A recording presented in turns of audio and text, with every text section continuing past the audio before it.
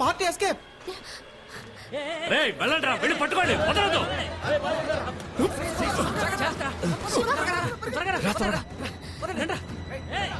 మడి తింటా వెళ్ళండి, తీసుకుని పారిపోతున్నాడు. వాడు ఎవరో ఏంటో ఎంక్వైరీ చేయమోయా.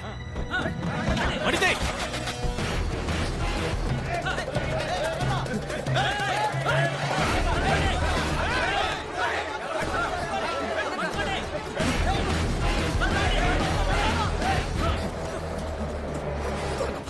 మళ్ళీ మళ్ళీ చెప్తున్నాను. ఏంటయ్యా నువ్వు మళ్ళీ చెప్పేది? మ్యాటర్కి నాకు సంబంధం లేదని చెప్తున్నాను. అయితే మరి హత్య చేసిన నువ్వేనా? అన్నా ఎవరో చూడన్నా.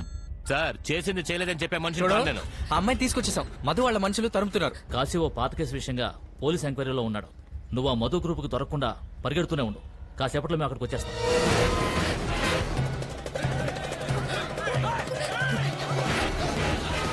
చెప్పు మావయ్య.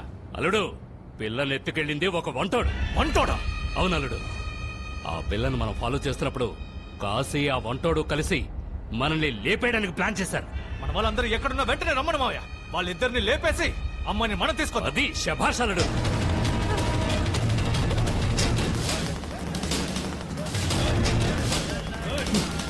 హలో, ఎంక్వైరీ ఈ రోజు పూర్తయ్యేలా లేదు. కాశీ వ్యవహారం ఇంకో రోజు చూసుకుందామని చెప్పాడు. ఏమైనా ఉంటే నేనే నీకు ఫోన్ చేస్తాను, నువ్వు చేయొద్దు. ఏంటి అన్నా?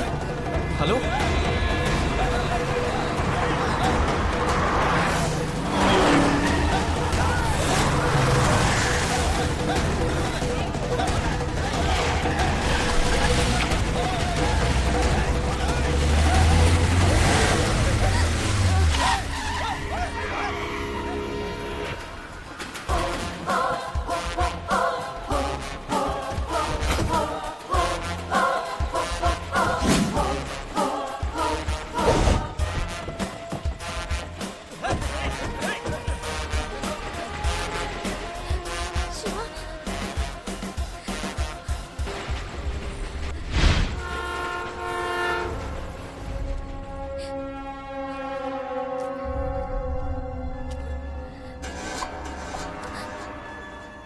ఆ కాశీ గారితో కలిసి ప్లాన్ చేసి మమ్మల్ని లేపేద్దాం అనుకున్నావా?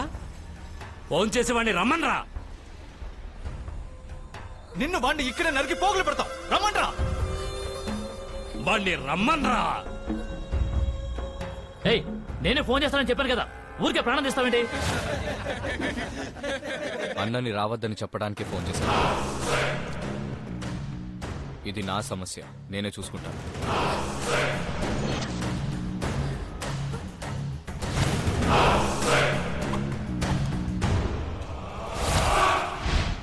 రేయ్ లేపేయండి రా వాడిని.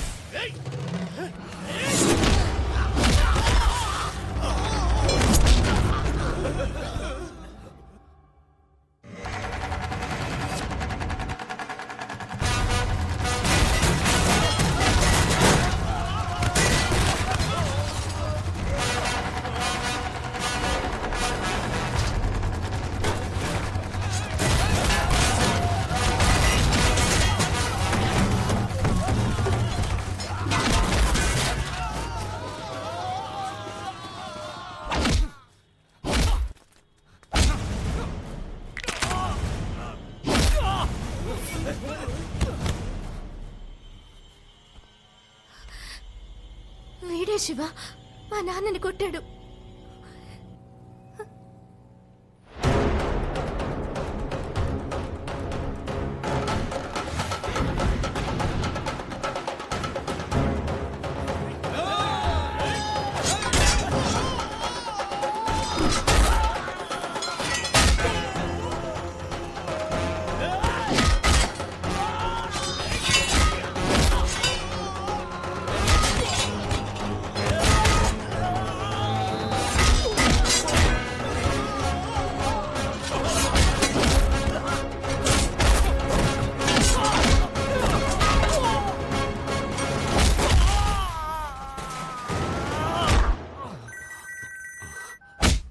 మళ్ళీ ఎక్కడున్నావు?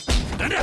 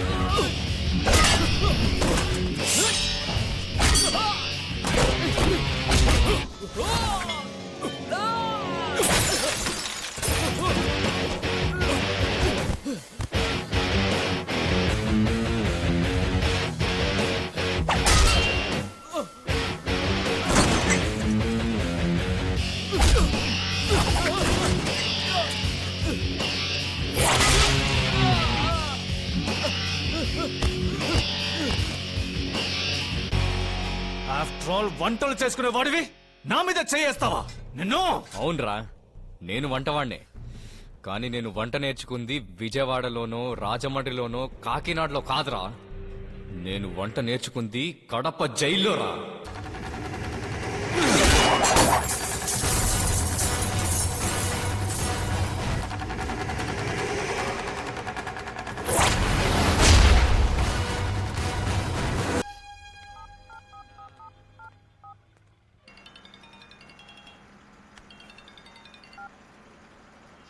చెప్పండి అన్నా. కాశీని ప్రతాప్ రెడ్డి చంపేశాడు. ఏం మాట్లాడుతున్నారన్నా? అవును శివ, కాశీనికి సహాయం చేస్తానని చెప్పాడు కదా, అందుకే చంపేశాడు. ఎక్కడన్నా? ఎప్పుడు? ఏ బ్రిడ్జ్ మీద అయితే నువ్వు మధుని కొట్టావో అదే బ్రిడ్జ్ మీద కాశీని చంపేశాడు.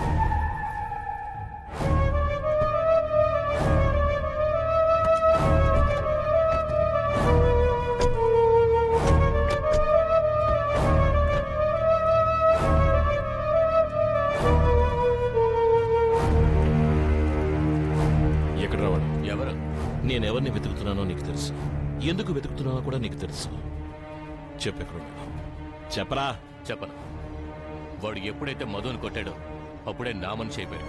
ఏదో మొక్క మొలిచినట్టుగా ఎక్కడి నుంచి మొలచుకొస్తున్నారు? ఇవిగో. ప్రతాప్ రెడ్డి నన్నే కాదు, నా చుట్టూ ఉన్న వాళ్ళని కూడా ప్రశాంతంగా ఉండనివ్వడు. అందుకే కాదు శివ, సొంత ఊరు వదిలిపెట్టి వెళ్లే పరిస్థితి వచ్చింది. వచ్చే వారం ఐశ్వర్యక పరీక్షలు. ఈ సమయంలో ఇలాంటి సమస్య వచ్చి పడిందని చాలా బాధగా ఉంది బాబు. సార్, మీ ఎవ్వరికీ ఏం కాకూడదని కొద్ది రోజులు మీ బంధువుల ఇంట్లో ఉండమంటున్నాను. అలాగే బాబు. ఏం బాబు, ఇక్కడ ఉండడం మంచిది కాదంటున్నావు. నువ్వు మాతో వచ్చేయచ్చు కదా.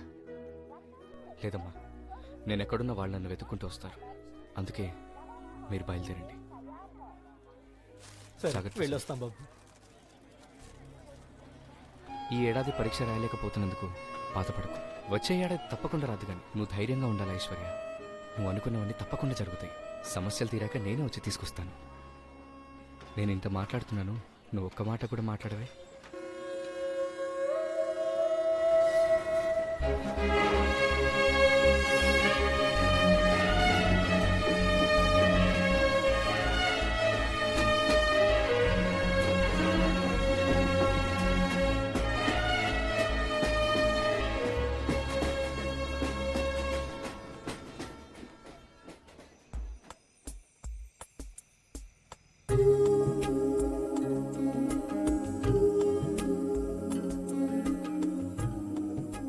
ఏంటి అలా చూస్తున్నావు? ఈ బండోడా, మా ఇంటికి వచ్చి పీకల్దాకా మెక్కావు కదా. ఇప్పుడు మీ ఇంటికి వచ్చాను, భోజనం చేసావా అని ఒక్క మాట అడిగావా? భోజనం చేస్తారా? ఆ? వెళ్ళి త్వరగా రెడీ చేయరా. నువ్వేంటి అలా చూస్తూ నుంచున్నావు? వెళ్ళి బుక్స్ తీసుకురా, ఎగ్జామ్స్ వస్తేనే చదవాలి కదా. నువ్వేంటి వాడి మొహం చూస్తున్నావు? చదువుకోవడానికి ప్లేస్ రెడీ చేయపో. వేరే ట్రైన్లో ఎక్కేసానని ఫోన్ చేసింది, అందుకే తీసుకొచ్చా.